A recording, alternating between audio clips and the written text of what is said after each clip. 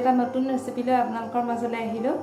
আজিৰ ৰেচিপিটোত আছে খাচী মাংস অৰ্থাৎ ছাগলী মাংস জুইত বনাইছোঁ। বলক তেনেহ'লে কেনেদৰেনো বনাইছোঁ চাওঁগৈ। প্ৰথমতে জুইকুৰা ধৰি কেটলিটো উঠাই ল'লোঁ, যিহেতু গৰম পানীৰ প্ৰয়োজন হ'ব। আনফালে এটা গামলাত মাংসখিনি এনেদৰে বাকি ল'লোঁ।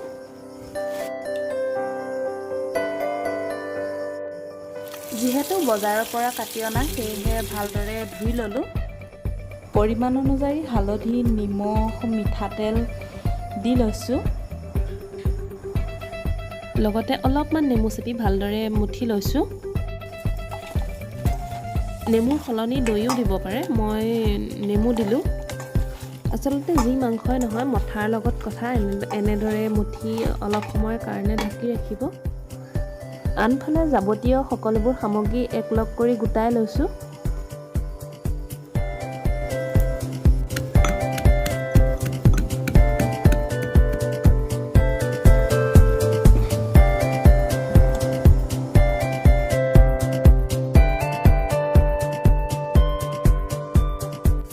যিহেতু শুকান জিৰা দিছোঁ, সেয়েহে অলপ ভাজি লৈছোঁ।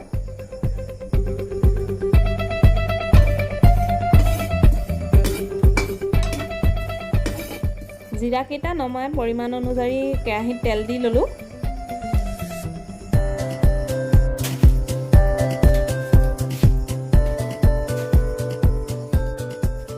আনফালে এখন ট্ৰেত সকলোখিনি বস্তু এনেদৰে কাটি লৈছোঁ।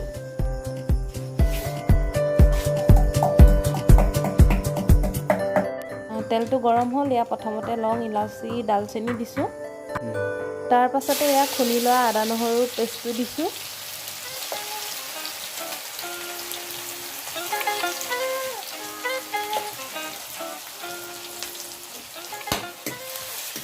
এনেদৰে লং, ইলাচি, ডালচেনি, পিঁয়াজ, নহৰু, তেজপাত সকলোবোৰ দি অলপ সময় ভাজি লৈছোঁ।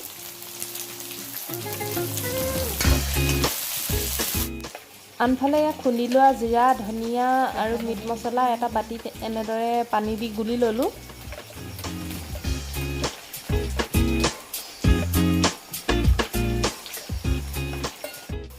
এনেদৰে জুই জ্বলিলে বনায়ো ভাল লাগে, নহয়নে? পিছে বেছি জুইও নিদিব, মোৰ অলপ বেছিয়ে হৈছে বাৰু। পিঁয়াজখিনি অলপ ভাজি লোৱাৰ পিছতে এনেদৰে গুলি লোৱা মছলাখিনি ইয়াত দি দিলোঁ। আৰু পেষ্টখিনিয়ে যেতিয়া ভালদৰে তেল এৰালৈকে এনেদৰে ভাজি ল'লোঁ। এনেদৰে জুইত বনাই খাবলৈ ভাল লাগে, নহয়নে? মই পিছে মাছ মাংস পৰাপক্ষত এনেদৰে জুইত বনাবলৈকে চেষ্টা কৰোঁ। পিঁয়াজ আৰু মছলাখিনিয়ে তেল এৰাৰ পাছতে বিলাহীখিনি দি দিলোঁ আৰু ভালদৰে লৰাই অলপ সময়ৰ কাৰণে ঢাকি ৰাখিলোঁ। বিলাহীখিনি সিজাৰ পিছত এয়া মাংসখিনি দি দিলোঁ। মাংসখিনি দি ভালদৰে লৰাই দিছোঁ, কাৰণ মছলাখিনি মাংসত ভালদৰে সোমাব লাগিব। আৰু অলপ সময়ৰ কাৰণে ঢাকোন দি ৰাখিলোঁ।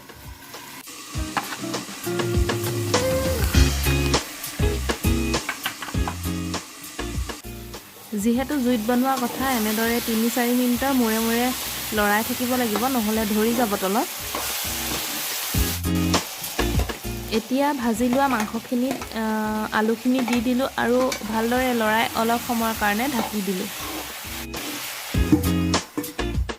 এয়া মই কেঁচা জলকীয়া 4টা লৈছোঁ, কাৰণ মই কেঁচা জলকীয়া দিম।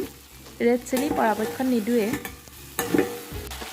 এটা পিঁয়াজ আৰু এটা নহৰু পুৰি লৈছিলোঁ, নিদিলেও হয়, মই দিওঁ কাৰণ গোন্ধটো ভাল লাগে। এইটো সকলো মাংসতেই দিব পাৰি। মাংসখিনি ভালদৰে ভাজি হোৱাৰ পিছতে কেঁচা পিঁয়াজ অলপ থৈ দিছিলোঁ, সেয়া দি দিছোঁ। আনফালে ইয়াত কুকাৰত ভাত আৰু চচত গাখীৰ উঠাই দিছোঁ। গৰমৰ দিনত গাখীৰ গৰম কৰি নথ'লে পিছদিনা ফাটি যায়, নহয়নে? এতিয়া ভালদৰে লৰাই কম পৰিমাণে পানী দি দি ভাজি থাকিব লাগিব, কাৰণ খাচী মাংস সিজোতে অলপ সময় লাগে।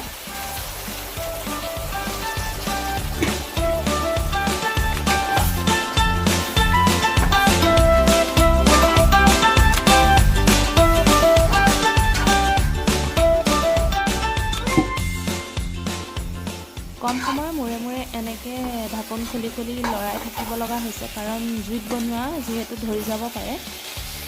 কিনো ক'ম আৰু, মানুহজনৰ ভজা মাংস বৰ প্ৰিয়, সেইবাবে সদায় জুতি লয় তেওঁ।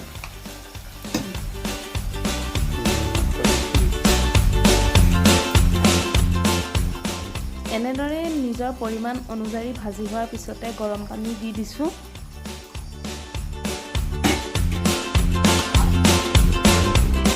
আৰু অলপ সময় ভালদৰে উতলিবলৈ দিলোঁ।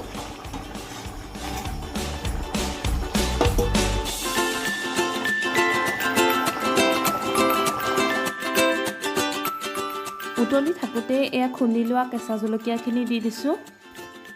আচলতে কেঁচা জলকীয়া দিলে বৰ ধুনীয়া এটা গোন্ধ আহে আৰু খাবলৈও বৰ সুস্বাদু হয়।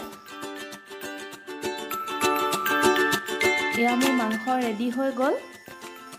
নমোৱাৰ পাছতে এয়া অলপমান গৰম মছলা দি অলপ সময়ৰ কাৰণে ঢাকোন দি ৰাখিলোঁ। অৱশেষত মোৰ মাংস এয়া ৰেডি হৈ গ'ল। ভিডিঅ'টো চোৱাৰ বাবে অশেষ ধন্যবাদ।